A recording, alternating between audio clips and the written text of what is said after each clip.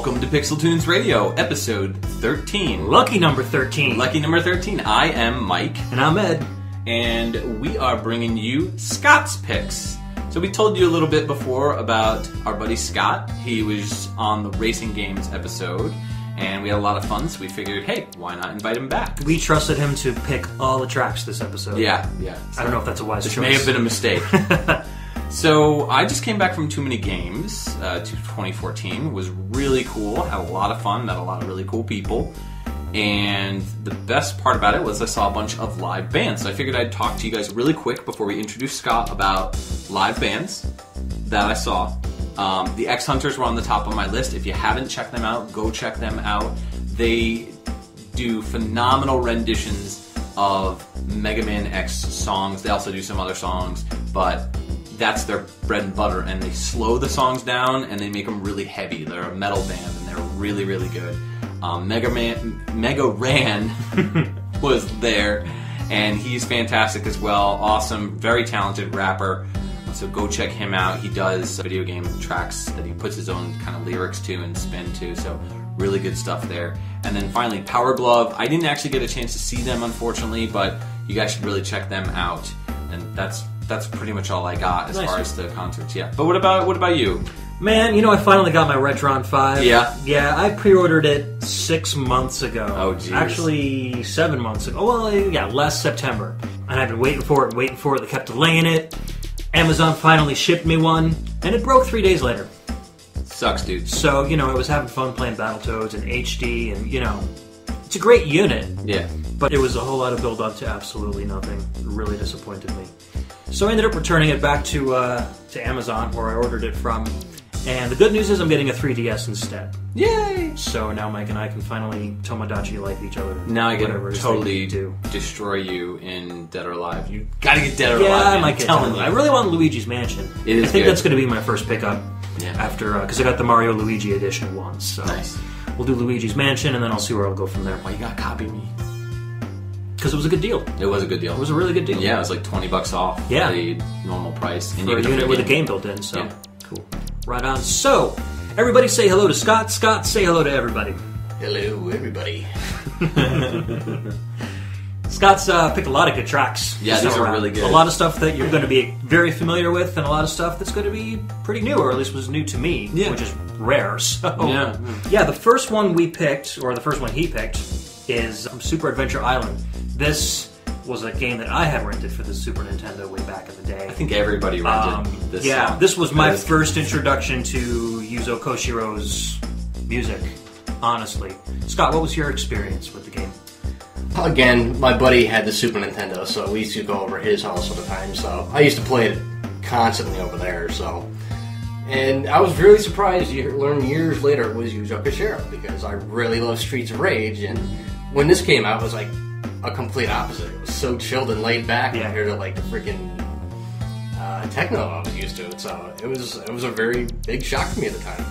Yeah, the music sounds almost like it's right off an island. Honestly, the music in this is unbelievable. The game itself is fun, really fun, simple platformer. It seems really easy at first, but as you're going through it, it gets harder and harder, and you're just like, where did this difficulty level come from? But it's a very gradual increase in difficulty, but the game itself is a lot of fun. You basically play as this fat dude named Master Higgins. And if you've never played an Adventure Island game, go play this one first, because this was my first experience with for the Adventure Island series. Yeah, and it's a really fantastic game. The music itself, though, you could throw this on the radio and nobody would know back in the day. I mean, the clarity. And the bass is so strong. The bass is really strong. The clarity, the drums sound fantastic in this track. I mean, really cool stuff. I mean, I'll be honest with you. I rented this game, like I said. I didn't like the game that much at all. Okay. And I honestly played as far as I possibly could, simply because you could pause the game and listen to the music. So I recorded them all to tape. And I was able to get the entire album's worth of music from just playing the game. But I never got to the final boss, so I was never able to get to the final boss music. I was personally terrible at this game myself, too. It's pretty tough after a while. It's tough. But the music alone was great. Yeah, I don't think I would have played it nearly as much as I did if it weren't for the soundtrack. It's like an unheard of 90s hit. Yeah. Exactly. Undiscovered hits. So the track title is called Essential Vitamins or Blue Blue Moon, depending on... I think there was 2 OSTs released like separately, and it was called Essential Vitamins on one release and Blue Blue Moon on the other release. So depending on who you talk to, the name might change between one or the other. But this is probably one of the most chilled tracks on the OST. I'll have to, next time Yuzo and I are on the phone. Oh, yeah. Koshiro-san. I'll ask him. Yeah, next time you guys are hanging out. Yeah, when we're hanging out, chilling by the beach, We just go for long walks on the beach and he speaks Japanese to me. Does he ride on a skateboard and throw axes at octopi? No. He has a boombox on his shoulder. And he just bumps Streets of Rage the entire time? Yeah, and I always, Little Etrian Odyssey? for whatever reason, I always am naked with just a tie on. And I'm drunk. That must be where I'm coming Riding from. Mario Kart backwards down the beach. Midnight. Bumping the stereo. Yeah, Alright guys, well enjoy this track as much as we have. This is Essential Vitamins or Blue Blue Moon from Yuzo Koshiro off of Super Adventure Island.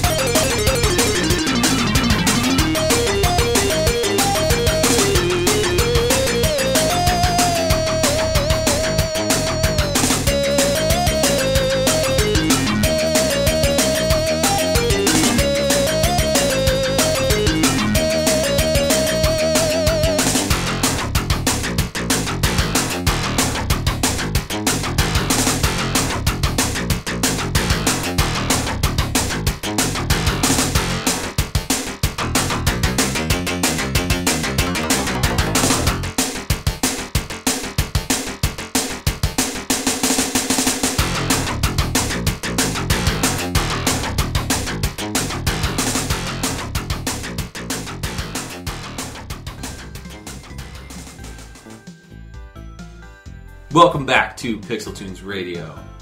That was a freaking block of awesome drums, wasn't it, man? Yeah, it was. Between Super Adventure Island and Zool. That last track, Zool, the bonus stage. Tell us why you picked that track, Scott.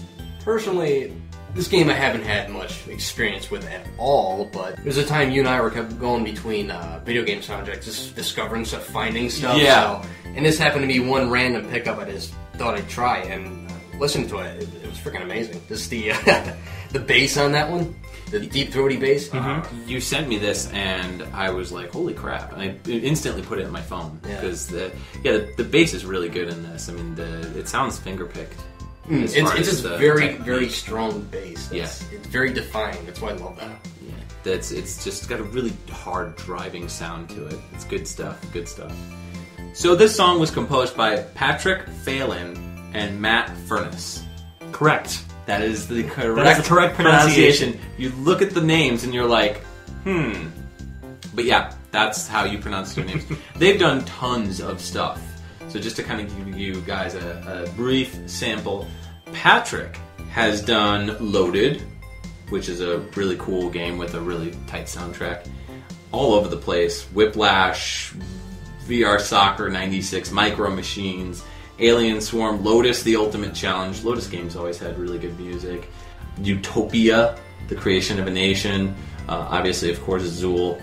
Nigel Mansell's World Championship Racing. I mean, this dude's done a bunch of different stuff. Yeah, he also did the sequel to Zool as well. Yeah. Originally titled Zool 2. Oh, is that how they Very number original. sequels? Yes. Zool 2. Isn't it like the Nth Dimension? Or is that the first one? The first one. That was The the first first one, was the dimension. Nth Dimension. Yeah. Okay. The second one had no subtitle. So the second one was this little backwards. dimension, the poop dimension. I mean, nowadays, like, every sequel has a subtitle to it, so Yeah. when you look back and see, like, Zool 2, you're like, well, what else was it called? Batman Arkham Asylum in the Nth Dimension. Nth Dimension. And Matt Furniss released a ton of soundtracks. Just to name a couple, Addams Family on the Genesis, Adventures of Mighty Max, Alien 3, which had pretty good music, if I recall. Back to the Future 3 for the Master System. Battletoads and Battlemaniacs conversion for the Master System version. We could go through days and days of stuff. Matt's had his hand in everything. Yeah. Commodore 64, MS-DOS, Amiga, the Atari ST, tons and tons. And he would actually port a lot of music that was already composed to different consoles, as well as composing his own music. I've actually talked to him on Facebook a couple times, and one of the things that stuck with me that he said that I didn't even know about was that since he's a European composer, since he's British, they compose in like 50 frames per second instead of 60 frames per second. Oh, really? So PAL. So when they convert European games, like on the Genesis, for instance, to the American market, they actually have to add in an extra frame of sound for every 6 frames that they do. So he was kind of complaining about the fact that it really kind of messes up the sound sometimes and things don't line up tightly with each other. So if you're looking for a good version of like a Genesis song and you want to listen to it as an MP3 or something like that, it's always a good idea to try to source the original European game, and that way you get the most... You get it basically written how it was composed and not with an extra little space added in. Yeah, that makes sense. I had no idea about that. Yeah, That's really cool. Yeah, it was kind of like... Nifty. Learn something new every day. Yeah, and you learned something that day. Yeah. So the versions I'll be using in the podcast from now on will be the PAL versions. The more you know. Dun, dun, dun, dun. Getting back to that for a minute there, but you're saying they use songs and other stuff. I believe a version of this wound up in Lotus 3, or I'm not sure which one came first, but I think it was a variation called Metal Machine. Oh, cool. Oh, of this track? Yeah. Oh, cool. We'll have to put that on the Facebook page. Yeah. And I believe Space Ninja was originally from Lotus. Okay. Possibly. I don't know exactly years. Wasn't but Zool the Space Ninja? That's probably why then. So I would assume Zool might have came first. Zool would be a space ninja. Well, yeah, it's... He's a ninja from space. Yeah. I I mean, mean, he did come from the dimension. Correct. He's an alien of some sort. Oh, boy. Man. So we're just... you and your Zool. Just zooling around. Staying with the European composers. You guys. I zooled my pants, like... Then I zooled Wow. in my I pants. zooled in my pants. Like, I don't know. Isn't the gatekeeper Zool? Yeah. And, Yeah, that was Z-U-U-L. This is Z-O-O-L. Yeah. Zool. There is only Zool. There was only Space Ninja. There is only the Nth dimension. So, the next song that we're gonna get into is from Giana Sisters. Giana Sisters? Giana. Giana, It's right? Italian. Yeah, Giana. I don't know. I always pronounce it Giana myself. Like Giada, the cook on the Food Network. I was thinking It's of just with an porn N instead star. of a D. Porn star. Gianna Michaels. I don't watch that filthy stuff. No? I don't know, man. This track is, I don't know, I guess you could say it's in Game 1. That's what it's been officially Yeah, labeled Yeah, That's as. what basically. the soundtrack is labeled Yeah, as in yeah. Game 1, and they just split it up by the punk version or the cute version. Yeah, Chris Huelsbeck did the Cute cute version. track, and then Machinae Supremacy? Machinae. Oh, it's Machinae. Machinae Yeah. Supremacy. Yeah. They're, what are they? Swedish chip band? Or Swedish- chip metal No, band? there is a metal band. Yeah. No, they are a Swedish SID metal. Yeah. I believe that is their official, because they use the Commodore 64 SID chip. So they are SID metal. I think they're the only band in the world that's labeled as SID metal. Pretty much. It's nice when you can make your own genre, you know? Yeah, I want to make my own genre. I'd call it Zool metal. Space Ninja metal. All the Zool tracks metal? would just be like that bass sound effect from Zool. The soundtrack to Gianna Michaels' porn career is sultry and sexy. Full of wah-wahs. Full of boo-boos. Boo-boos and bam-bams. All right.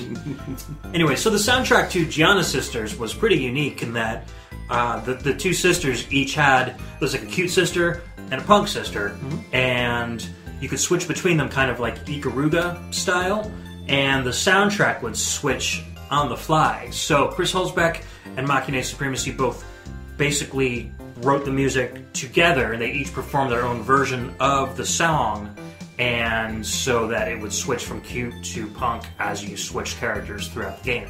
I would imagine Chris wrote his parts first and then shipped them over to Machinae Supremacy. Who knows? They Yeah. could co-compose. Maybe. Yeah, that would have made sense though for him to start it, then to lay their tracks on top of That's it. what Yeah. I'm thinking. But yeah, it was pretty cool because the game was changed right on the fly. So basically, there was no skip between. So everything would just change. But the Xbox version though sometimes ran into a couple glitches where it would freeze the level, so nothing would come up. You have to like flick this triggers a couple times to make it go because you just fall out the level sometimes. Okay, yeah, it was part of the Humble Bundle on Steam not too long ago, so I ended up getting it as part of that. So I played the PC version, and it's pretty smooth. I waited for the Wii U version, and it was worth the wait. The only complaint I have is they still, if you're listening Black Force Games, you still haven't fixed the patch for the gamepad for audio. Later. So when you plug headphones in and you want to play the game on the touchscreen, you can't because there's no audio, and that's half the that's reason to dumb. play the game because the game music is freaking amazing. It would have been really cool with the gamepad if they had like one like the cute version on the gamepad Yeah. and the punk version on the. That would've been cool. Yeah. It might have yeah. been too much micromanaging. Yeah. Well, there's- yeah, I know. What you have to process two levels at the same time. So. Yeah. But it's Wishful really thinking. Maybe Giana's sister Giana. I keep saying Giana. Maybe for just think Giana's of the porn sisters. star, man. Full No, of tongue guys. Oh, well, you need to Google that. Let me Google so. that for you.com. Yeah. Yeah. I'll do it at work. Yeah, there you go. There you go. Porn at work.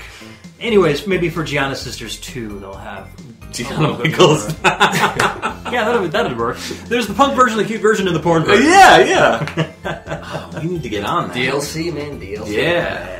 So this is in game one from that game. So what we're going to do is start off with the Chris Huelsbeck version, and then we're going to kind of blend it seamlessly into the Machinae Supremacy version, so you guys can kind of hear how it's done in the game. And the soundtrack is for sale, correct? You can go Yeah. to Chris Right. Huelsbeck or Machinae Supremacy site. Or Yeah, I think I got mine off Amazon. Or, Yeah. So if you enjoy the track, Totally worth it. definitely that download it soundtrack. because it's Yeah. totally worth it. Enjoy.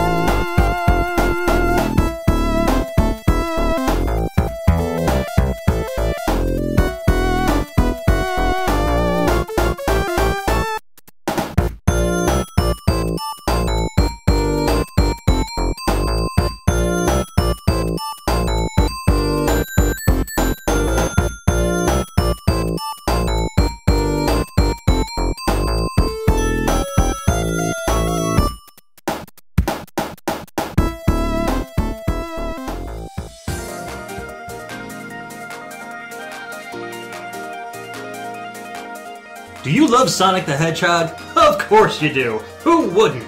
Gotta go fast, am I right? Well, in 20XDX, we'll be releasing an all-new Sonic game with a brand new cast of lovable, huggable, edgy, adorable characters for you to know and love. Hey kids, Sonic the Hedgehog here. I'm out of sight, out of mind, and I've got the need for speed. Hey, that's great, Sonic, but wait, who's that behind you? It's Rouge the Bat! Hey there, Sonic. Why don't we go somewhere a bit more private so I can steal your Chaos Emeralds? I mean your heart, of course.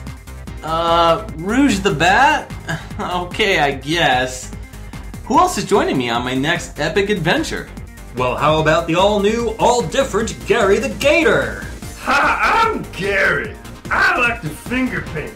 My favorite color is aquamarine. Wait, who? I've never even heard of this guy. Next up, say hello to Giana the Gingerfish. Howdy, y'all. I'm a Southern Belle by the name of Gingerfish. I'll pack a wall up. Yeah, I'll pass. That'll never make it past beta development. It already did! Next up, Aaron the Aardvark. He's morally complex. Hello, I'm Aaron. Is life really all that matters right now? We've got a planet to save, but who's gonna save us? From the planet? Oh, come on. That'll never. Tinky the Tadpole, come on out here! Roger that! What the? Sammy the Sandworm, there's plenty of room for you! No, there isn't. Listen, guys, can we just tone it down a bit? Hey guys! Davy the Dingo, do your stuff! Divy's the 9, Dingo's the guy. No! The game is called Sonic the Hedgehog, not Sonic and Friend. Christopher the Kangaroo, show us how you do it down under. Right, mate, cheers to you. Thanks for having me along. And finally, introducing Tommy the Tallarico. Glad you could join us all here at Video Games Live. Wait, who are you people? Oh, come on! That one's not even an animal! I quit! Sonic and Friends Adventure, coming to the Sega Dreamcast 2 in 20XDX. Man, that was some Sonic lovin'. That was Sonic Springard Zone. That's probably one of the most famous Sonic songs out there, I think. Anything from Sonic 1 is kind of classic and iconic at this point. I don't know. I would say what's it called? Chemical Zone, right? Sonic 2? Yeah, Sonic 2's That's a really soundtrack is song. excellent as well. Yeah. But yeah, so that was composed by, well, we'll let Scott tell you. Who is that composed by? I see. I gotta pronounce it now. Masato Nakamura, yep. Masato Nakamura. And he actually has a holding on that soundtrack, right? As far as like the rights to it. He composed and basically like you said, he holds rights to that. So that's why, like when Sonic 3 came along, they used an entirely different, theme song and all that. They actually tried using the theme song for Sonic Spinball, but once they realized they didn't have the rights to that, they had to take that out and change it up. So it sounds similar to the theme, but not tramping on it. I guess that's kind of smart, though. I mean, you hold on to the rights for such an iconic song, Well, it's not so much that he did that. He also translated them into actual songs. So, Okay. I'm trying to think. I think Green Hill, Starlight Zone became real music. The ending theme to Sonic the Hedgehog 2 became one of his songs. The titles escape me for the life of me, but you YouTube it, you'll find those versions out there. So Yeah. Neat. Yeah, I'm not really the Sonic guy, so you and our other buddy Eric, who will eventually be on the podcast, are, yeah, I'm a recovering Sonic-holic. Show me on the doll where Sonic touched it. 2009. I can't stop going fast.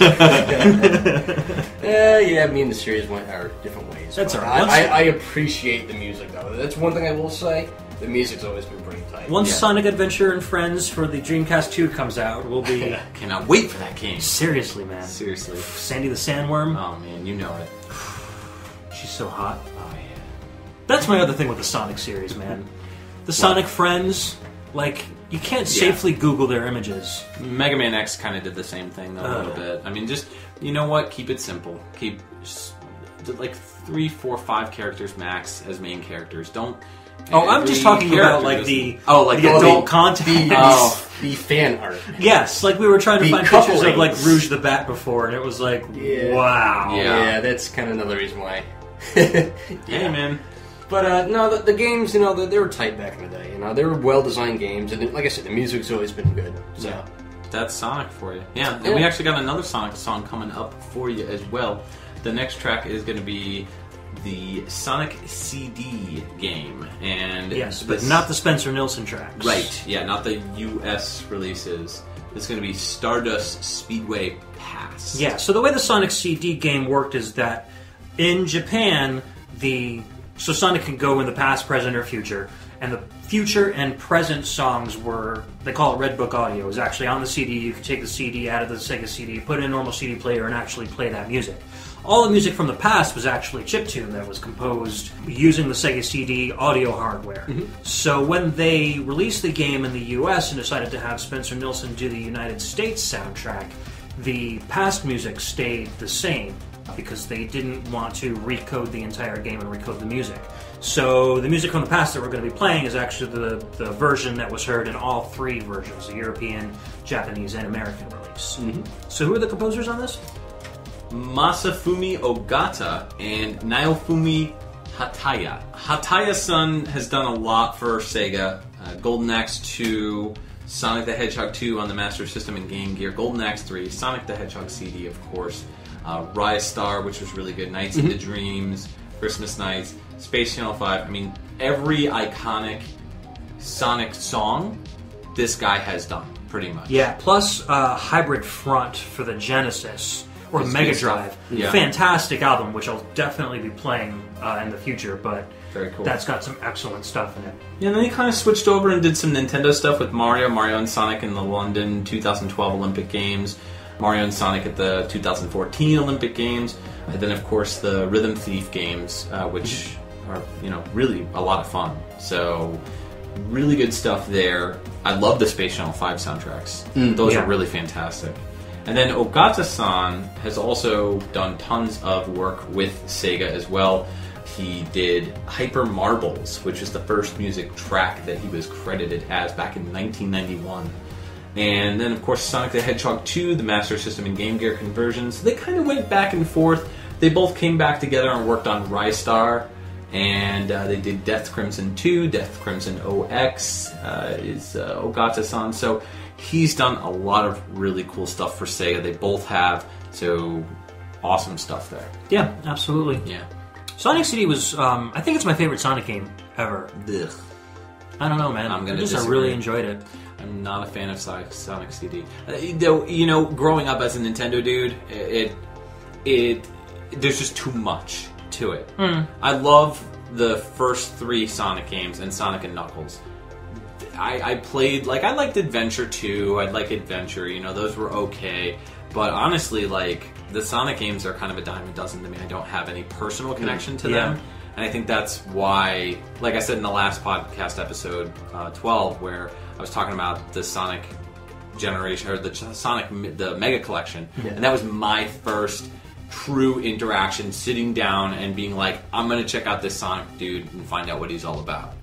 So, and what I found was amazing music, really fun, fast gameplay, and I like the Sonic games now. I'm a pretty big fan of the older stuff. I didn't get a Genesis until the Model 2 was out, and it came with Sonic 2, and then I got a Sega CD very shortly afterwards with Sonic CD. So those are really, I think, the only two games I had for a while. So I ended up spending a lot of time with Sonic CD.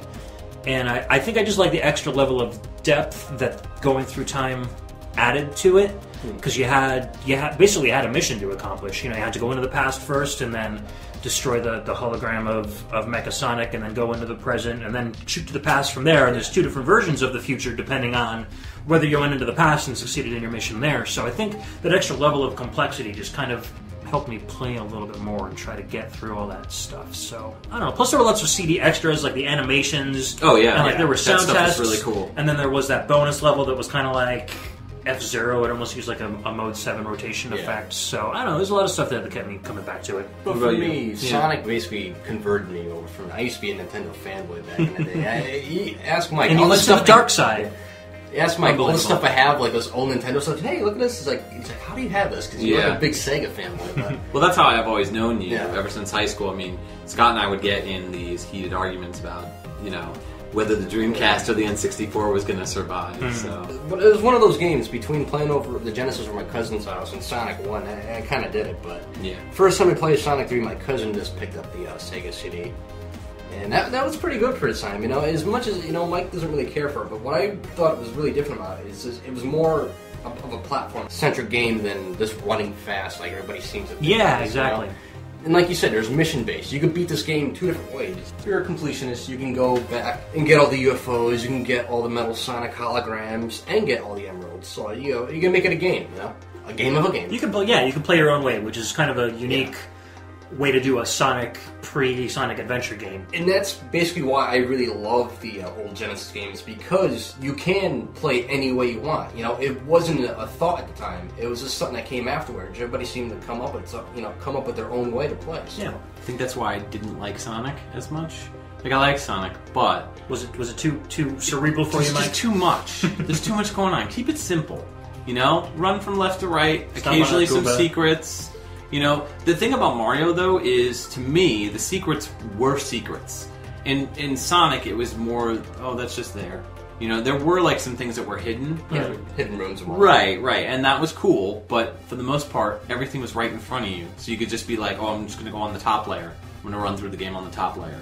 It's just, there wasn't any, like, ducking on a white block for 5 seconds to get behind the scenery. Yeah, like tricks and tips and weird stuff like that. That's the stuff that kind of drives me. So. Well, technically Sonic had that. It was all in its own placement, too. That was the weird part. Like, you've seen speedruns where people could just soar through the air and not really touch the ground because there's an enemy. True. And they're just nailing these things without really doing anything. Yeah. Oh, well. They'll have little nooks and crannies there. But that's pretty much it for Sonic. So this is going to conclude our Sonic block. So again, this song is Sonic CD, Stardust Speedway Past. Have fun going fast.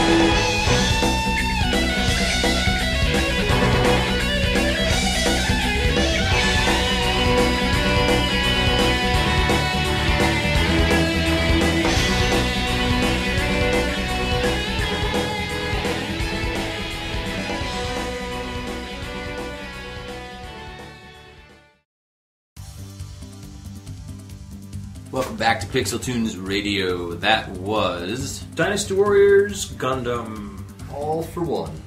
One for all. that. All for none. It's just called All for One. Oh, fine. And it's not the Just 90s trying to boy give band. things. Just trying to give things a subtitle. You silly guy.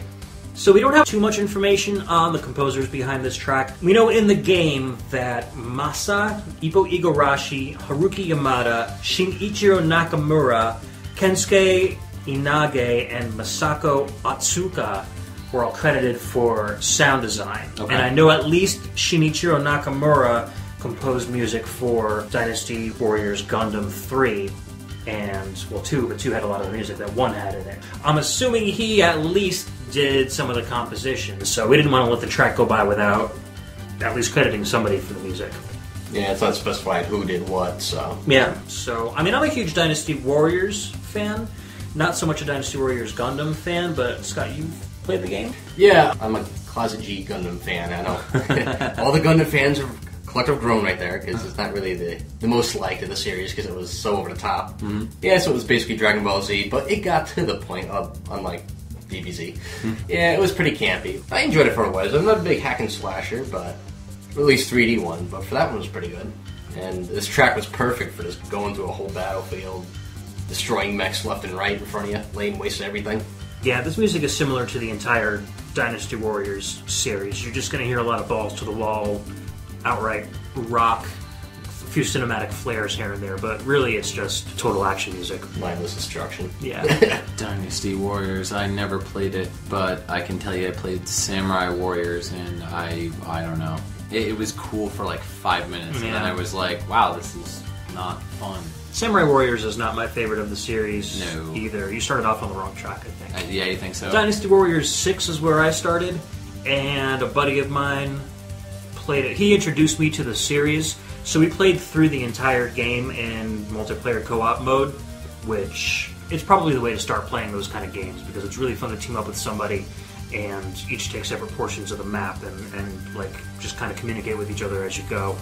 And then I've played the subsequent games single player, and while it's not as fun, it's still fun enough to continue all the way through it. So you're telling me that when I get Hyrule Warriors when it comes out... Dude, we are multiplaying that until it's beaten like 3 times over. Okay, yeah. No, I'm super We'll psyched have for that fun game. with that. Is that also supposed to be strategy-based too, or...? Well, the way Dynasty Warriors works is you get a huge map, and there's enemy bases all over the map, and you go into an enemy base and like the doors close around you, so you're kind of trapped in, and then you either have to defeat one super strong enemy in there, or you have to defeat enough normal enemies to kind of own that base, and then you move on. The Gundam is basically kind of the same. Yeah, exactly. That's the whole Dynasty Warriors Take on your setup. Your general manager, your film Take down your general manager. Take down your Take district. that boss. Take your name tag off and throw it on the ground. Take that district. Yeah, you just take the field manager down and basically open up the field and you move on to the next. Then you lose it. You gotta get it back. So. Yeah, with Gundam, it's a little more artificial that they have like these like artificial walls that come up. Like with Dynasty Warriors itself, you have free reign to pretty much go anywhere you want on the map, but it's figuring out what order to take these bases out in strategically to kind of help yourself along the way, because then other bases, when you like defeat 2 bases that are next to each other, you kind of get a stronger bond between those bases, and then your forces, because you have a lot of your own guys in the field fighting, they get stronger and their morale increases. So there's a good sense of strategy behind the whole hack and slash once you get into that aspect of it. Yeah. It's a good, it's a good game, but if you're looking for something to start off, maybe something like that. We can school Mike on Hyrule Warriors, because he'll be just wandering around doing nothing. We'll show him how the Hey, we'll show him the ropes. I am excited about Hyrule Warriors. I think it's going to be really fun. Good, glad, because I really want somebody to play that with. Yeah. No, I think that looks like a good spin though for Zelda. This song. Yeah, agreed. You don't have a Wii U, so you don't count. You go buy a Wii U. Shut up. So the next track we're going to get into is from Jet Set Radio Future. I know you're a huge fan of this series. Yeah, all 2 of them, right? 2, 3? Well, 3 if you count Ollie King, I guess. Yeah, I guess. And the Game Boy Advance. Yeah, That's right, I forgot about that one. This track is called Sneak Man Toronto Mix. What is Toronto about this song? It's mixing Toronto. Oh, okay. All right. They actually shipped the master file to Toronto to have the mix at there. No, they brought the composer, Hideki Naganuma. They brought that composer to Toronto, and they were like, what does Toronto feel like? Whoa, run don't feel like hungry. Don't get all racist, man. Hungry badger. Drink some more. Drink some more. But no, it's basically just a remix track from the first Jet Set Radio, or Jet Grind Radio, whatever you want to call it. Yep. So, depends on what's, they still say Jet Set Radio in the first game, so. Yeah, I really like Naganuma's work. It's got a very hip-hop, funk feel, it can feel almost like Chemical Brothers 1 minute, but then get really, like, jazzy and bluesy the next minute, and there's hip-hop elements. I don't think I've heard a song that he's produced that I've disliked. Yeah, it's like techno. Yeah. Techno funk? Yeah, techno funk. Yeah, urban techno. Parliament. I mean, his... I don't know. Technophilic. I'll definitely play some Ollie King stuff later on. Scott, you actually gave me that soundtrack, which I was eternally grateful for. And it's ironically, fantastic. Also has 2 tracks from Jet Set Radio that are remixed. Yes. And so, yeah, that's my favorite soundtrack that he did. But Jet Set Radio Future also has some amazing stuff on it, too. And he also side track there, he did Sonic Rush, which was a complete, spin-off for the whole Sonic series musically. I just bought that game, actually. Did you? Yeah, I got it for like $5 at Too Many Games. Yeah, It's not a bad game. Yeah, that was nominated Soundtrack of the Year in 05. Was it Sonic Rush really? soundtrack. Yeah. Wow. I did import that soundtrack. I'm actually excited to play this now. No, it's a pretty good soundtrack. I think maybe bar 1 or 2 songs, it's great soundtrack altogether. Sweet. Awesome. We'll have to play some of that, too. So yeah, this is Jet Set Radio Future. Sneak Man. I feel like that could be like a Mega Man boss name. Sneak Man. That would be like the Mega Man Metal Gear Solid crossover. Yeah. Cardboard Box Man. Here's Toronto Mix.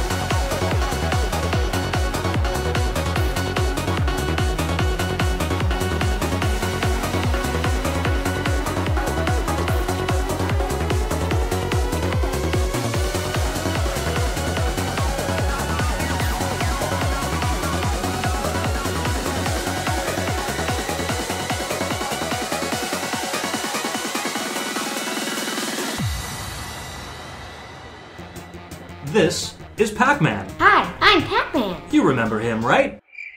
Seriously? Not cool, guys. I was super big in the 80s. He sure was. And now that lovable ghost muncher is back with 3 new games for the 21st century. This is Pac-Man like you've never seen him before. Introducing Pac-Man Arkham Asylum. I love watching Gotham City burn. The Joker's wild tonight! Pasty white skin, googly eyes, crazy colors. You must be a ghost. Get ready to get chomped. You're not Batman. Who are you? I am the terror that bites in the night. I am the Pac-Man. No, you little freak. Get away from me. Next up, Metal Gear Solid Ghost Eater. Colonel, I'm entering a strange compound. The walls are blue, and there's weird pellets all over the ground. Excuse me. Coming through.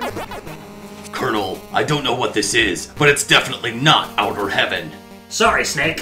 What did you say? I was eating this delicious hamburger. And last but not least, Pac-Man Gaiden. Help! I can't get these ghosts away from me. Hello there. Pac-Man, what are you doing here? Looks like you can use some help. You need Ghost Be Gone. Those just look like power pellets. They sure are. Yum yum yum yum yum yum yum yum. Come here, ghosties. I'm hungry.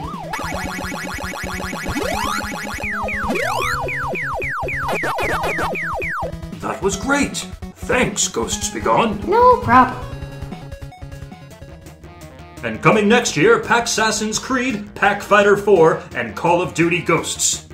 Dad? Yes? That one's been done already. Oh, my bad. The Pac-Man series. Available wherever cheap knockoff games are sold.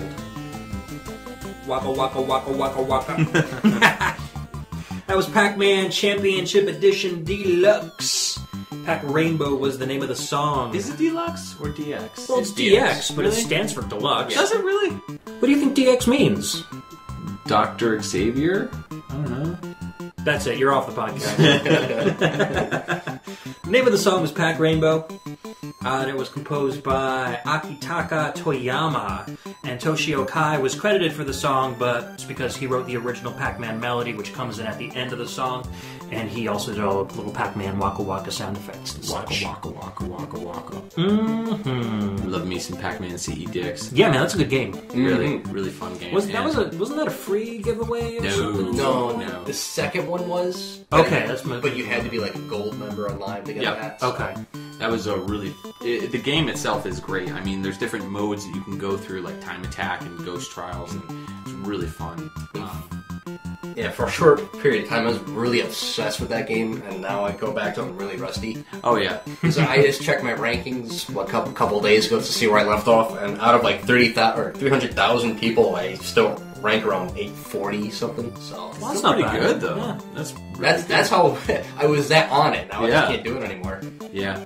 It's always nice when you're playing one of those games and like you have those national boards and you see yourself like within the top 10% of the players in the world. You do What that in about a you? lot of mobile games. Yeah? I tend to Top 10 in, like, mobile games? It's my ADHD. I think I start playing a freaking game and I can't stop playing and I just play every day and It's like 2 hours on the toilet. keep playing and Yeah. pretty soon I'm like, wow, all right, I'm You're making that playing noise this in the... way too much because You're making that noise in the bathroom.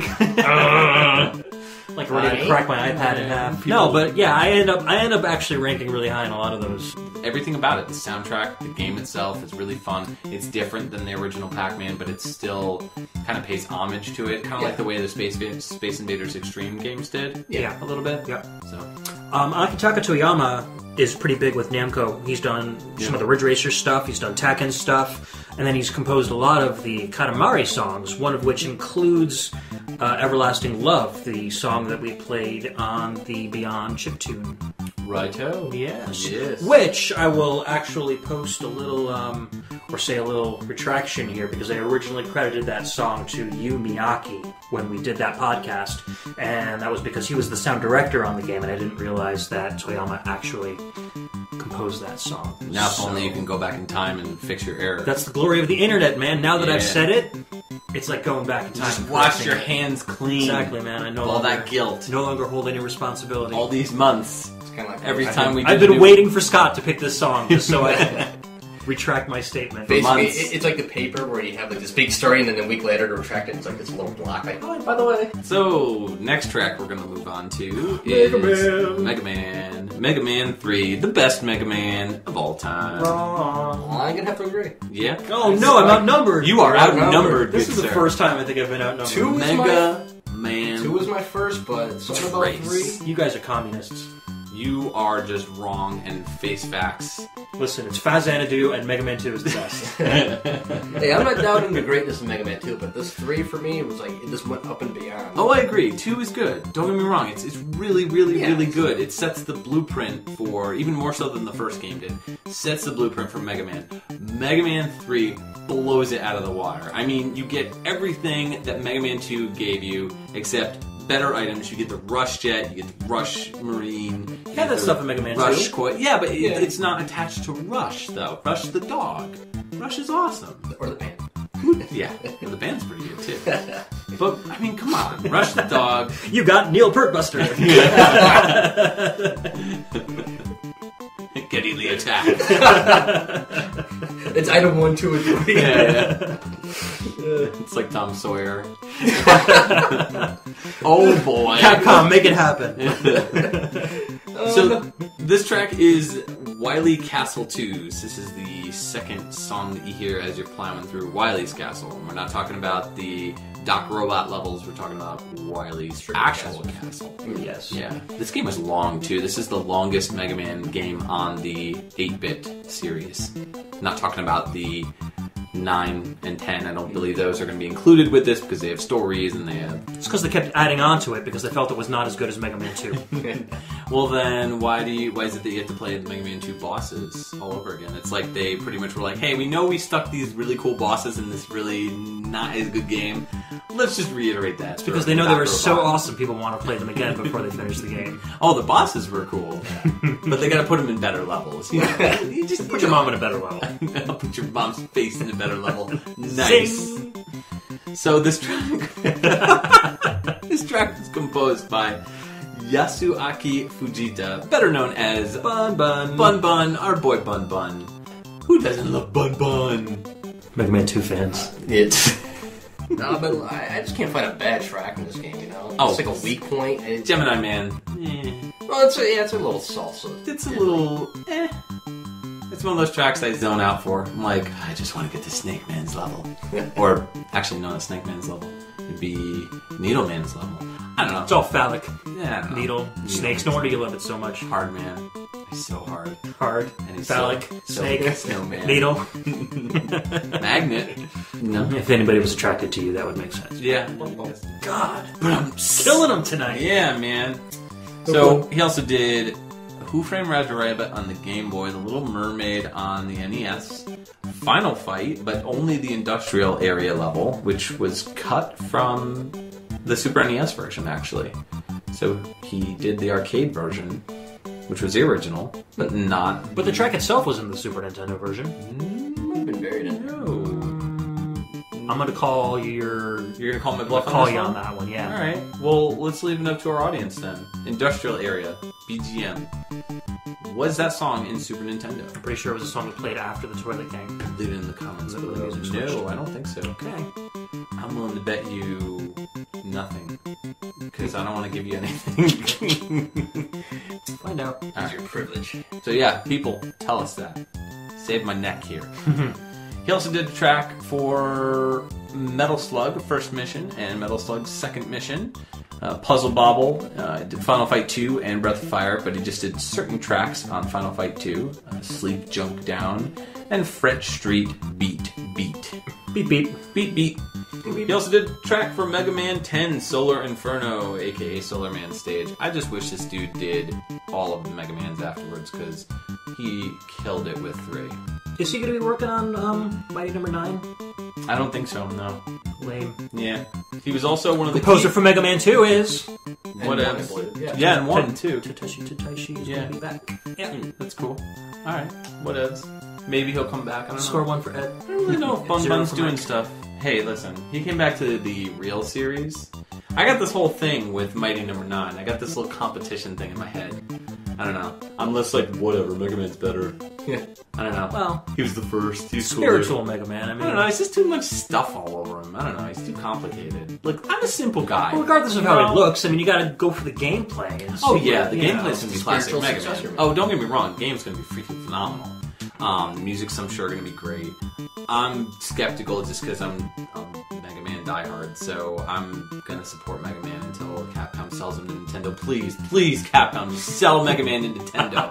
Nintendo's done more with Mega Man in the past year than Capcom has done in the past 3 or 4 years. exactly. I mean, come on. Well, at least got the comic book, I guess. Yeah, I suppose. Doesn't count. It's a good book, though. It is. Pretty good book. So, Fujita-san, aka Bun Bun, was also in Alf Lila, which is kind of the Konami Kukeha club, I guess you could say, of Capcom. Yeah. And he was a keyboardist, so there you have it. There's your useless bit of Bun Bun trivia for the day. Yay. So yeah, check out this track. Good stuff. Love it. Mega Man 3, better than Mega Man 2. Wrong. Don't care what Ed says. Care what I say? Again, the song is called Wily Castle 2. Let's hit it. Boom, boom.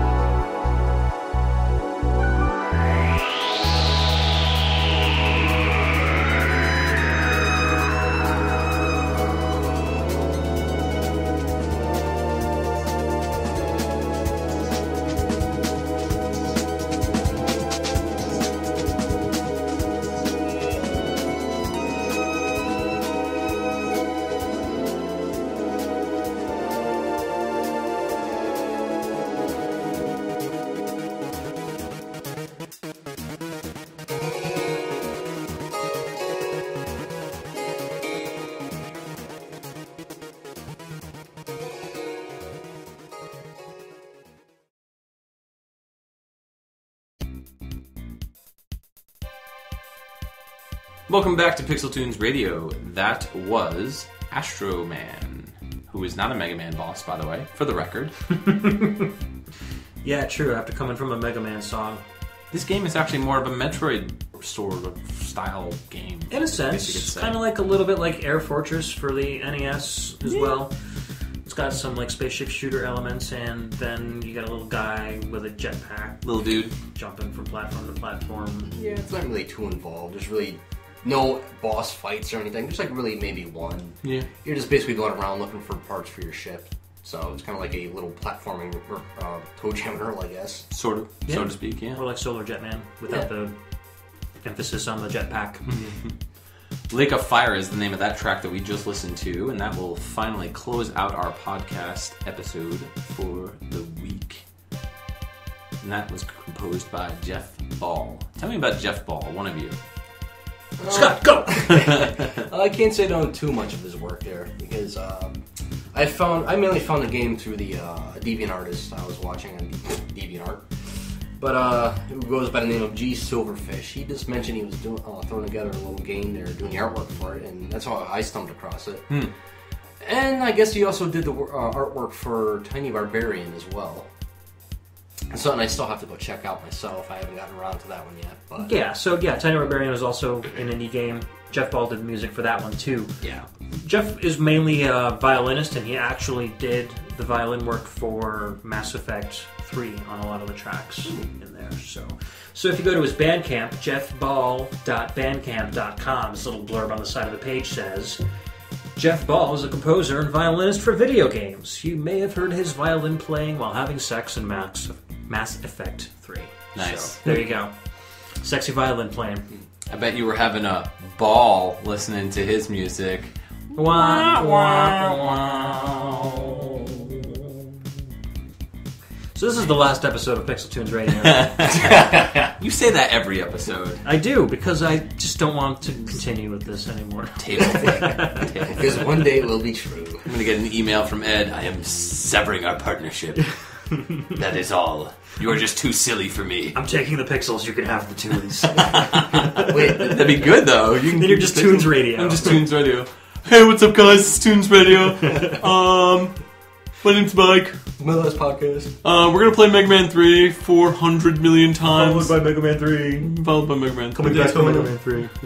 In No Daytona. You wouldn't care. You wouldn't be here. Son of a bitch. But it's a pretty good soundtrack. It's very laid back and chill for a little indie title. But chill dude for chilled man. Scott, thanks for coming back and putting us through hell. or us putting you through hell, rather. You just don't like my tongue-tied dyslexia. Is that it? Oh boy. You got me. Yes. You just like watching you make a fool of yourself in front of the microphone. Yeah, well, you know. I do it any other time of the day, so what the hell? Scott's just always sitting in front of a microphone like, I'm ready. I'm waiting. Are they going to call? Blah, blah, blah, blah, blah. Oh, man. Darn. Story of my life. So I figured we'd take a quick moment to, before we shut things down here, talk a little bit about Shovel Knight.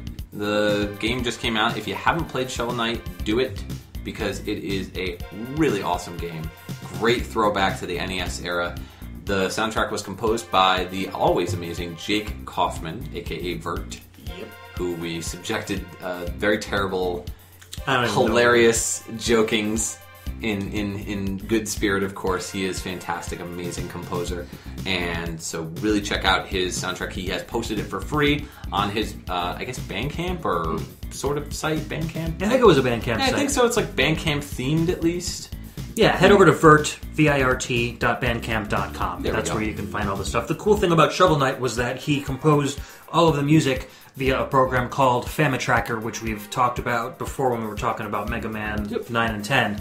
So you could actually convert the music to all play on a regular NES if you wanted to as well. And I think what they're planning on doing is actually doing that. They're going to release his soundtrack as recorded off of a real NES in the future. That would be awesome. Yeah. So, and then what I'm going to do, I think, down the line is I'm going to make a stereo version, since I do that with most of my favorite NES games, and then I'll put that on my phone. But that's going to take a little while to get through. So, yeah, coming in the future, stereo Stereo Shovel Shovel Knight. soundtrack. Yes. The Ruiner 9 version. I will download that. And what else? I guess I apologize to Giana Michaels, the porn star. Yeah, man, I don't even know. I'm sorry I affiliated you with the Giana sisters. Filleted? No, affiliated. It sounded like you said filleted. Yeah? Maybe that's where my brain's going. That's just gross, man. They're like little girls. That's no good, man. Gotta get your head out of the gutter. God. I was talking about Giana, not the First you're talking about girls. porn stars, now you're talking about girls. Oh, goodness gracious. This guy, yeah. I mean, come on. That's it, I quit. Well, we all quit, so thank you again for listening to the podcast. In 2 weeks, we'll have an hour and a half of dead air. Yeah. We'll just set up the microphone and nobody will take part. Maybe a cat will walk by, a dog. Gets more names wrong. Here down in the PixelTunes basement castle. Good times. Just slowly becoming a menagerie. Yeah. Gross. There you go, menagerie. Yeah, man, you got a cat named Zelda. Yeah. So you need another cat named Link. Oh. And then you can get a pig named Ganon. Oh, boy. And then they'll have their own adventures down here and you'll never even know about it. I'll never know about it. Nope. No. Come down here, the cat will be wearing a little green hat. Can you imagine that? You walk into your basement and you see 3 cats. One of them's dressed up as a pig, the other one's dressed up as a princess, the other one's dressed up as Link. They're crawling on the dungeon here. That sounds like a Nickelodeon cartoon. And they all just stop and they're just staring at you, just like silent cats. And you're just like, we'll continue. Come on, I want to see how it played out. Well, let me get my camera phone. Yeah, They know you've seen too much. Yeah, exactly. Now they gotta kill you. That's what cats do. In the middle of the night. While you're sleeping. That's really all cats are doing. Is just claw your plotting favorite to stuff. kill you. Yeah. Vengeance. Alright. Well, guys, thanks for listening to us and putting up with our shenanigans this week, as usual. You can check us out on Facebook at facebook.com/PixelTunesRadio. You can tweet us at PixelTunesRadio. You got it. On Twitter.com.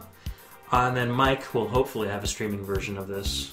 Hopefully. I'm hoping. Now that your basement's done. Yeah. You know? Yeah, the game room's done, so we're cool, we're good.